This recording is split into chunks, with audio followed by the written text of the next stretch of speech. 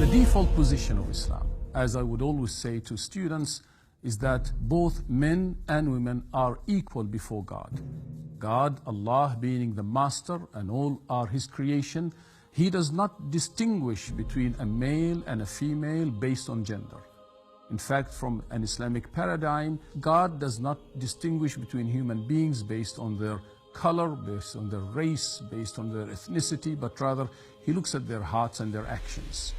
This is clearly demonstrated in many verses of the Quran, where God, for example, says in one of those verses that I shall not lose sight of the labor of any of you.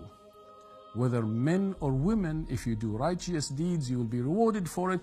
Each of you is equal to the other.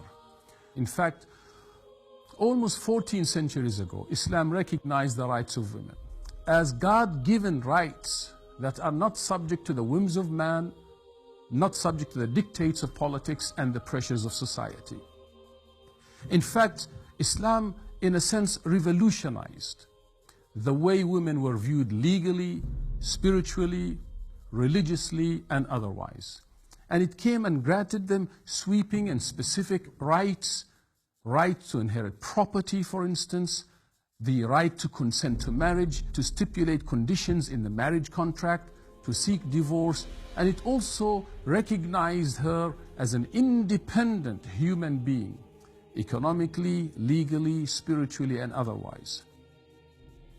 As a child, Islam stipulated laws and principles to guarantee the best interest of this child and mandated that the parents of children, including girls, must be cared for and protected.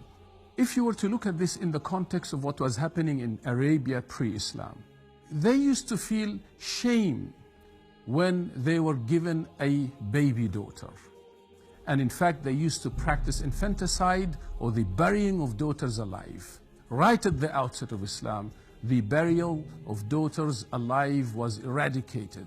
And beautifully, the Prophet Muhammad, peace be upon him, came and changed the status quo when he said, whoever has a daughter, or 2 daughters, or 3 daughters, and looks after them, and he nurtures them, and takes care of them as they ought to be looked after, then he and I, or she and I, will be like this in paradise.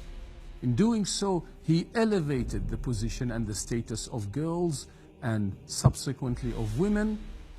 But Islam then went further. It did not stop at recognizing the spiritual rights of women, but also it recognized her economic autonomy, and not only guaranteed her right to inherit wealth and property, but also to earn it, to keep and dispose of her wealth as she determines.